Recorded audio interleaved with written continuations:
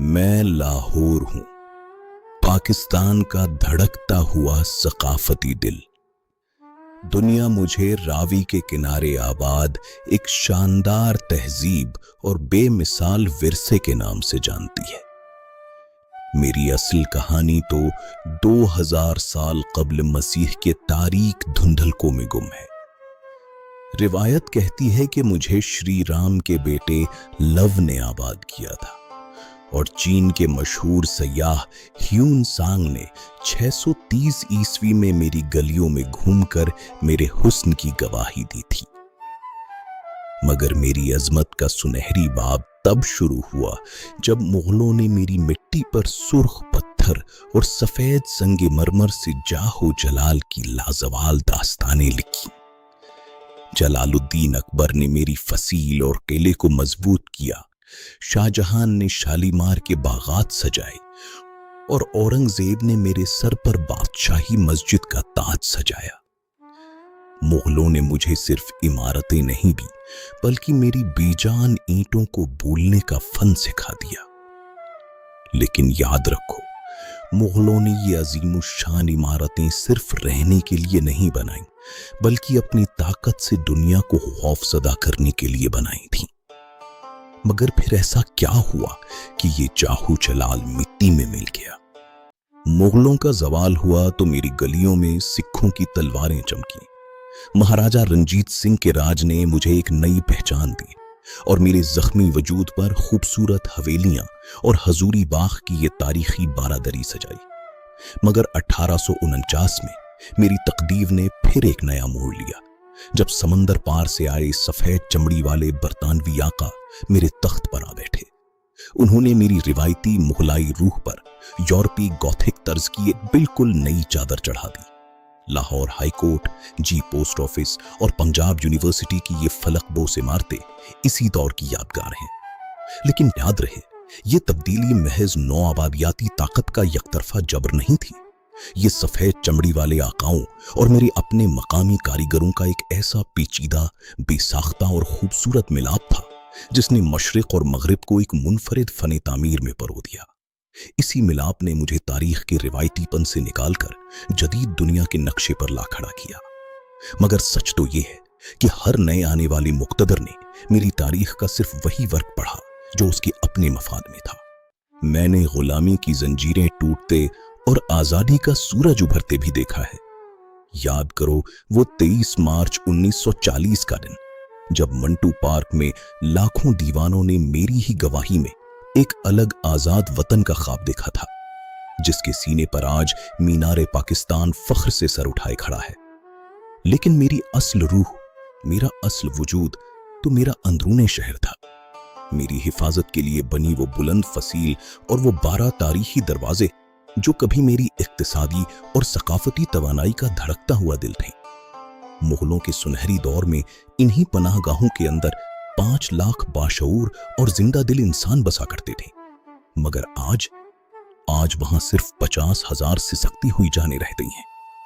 मेरी बाजारों का शोर तो जिंदा है, मेरे ताजिर तो यहां बसते हैं, मगर मेरी तारीखी हवेलियां, उनकी लकड़ी के खूबसूरत झरोके और उनकी रूहें अब बेबसी से सिसक रही हैं। आजादी तो मिल गई, मगर पुराने शहर के ये 12 दरवाजे अब अपनी ही तारीख के कैदी बनकर दम तोड़ रहे हैं।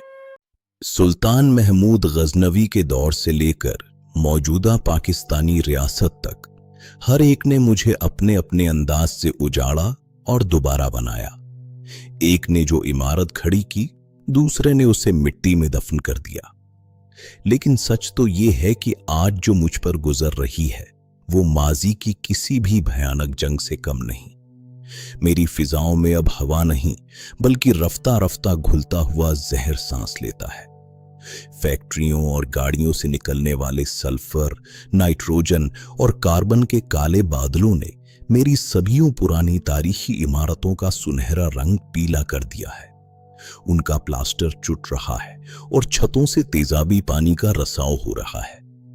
स्मोग अब कोई आम मौसमी तकलीफ या सर्दियों का मौसम नहीं, बल्कि ये तो मेरी सालाना मौत का बाकायदा परवाना बन चुका है।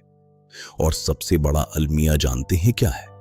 मेरे अपने प्यारे लाहौरियों ने, जो कभी जिंदा दिली की पहचान थे, आज इस जहरीली हवा को अपनी तकदीर समझकर खामोशी से गले लगा लिया है।